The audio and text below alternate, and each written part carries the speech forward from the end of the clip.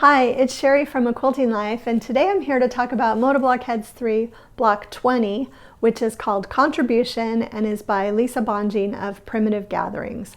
I absolutely love this block.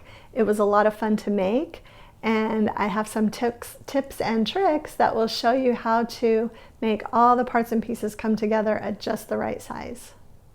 Okay, this week's block is just such a fun block. When I saw it, I immediately knew that I was going to have fun making this one. And it really it looks a lot more complicated than it is.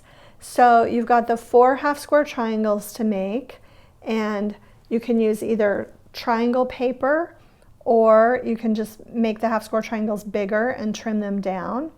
And then you've got the 4 flying geese to make, and I used block lock ruler. I have the 8-inch block, and so I use the 2x4 finished block lock for these outer flying geese. And then inside you've just got a center square, the 4 outer squares, and then 4 more flying geese.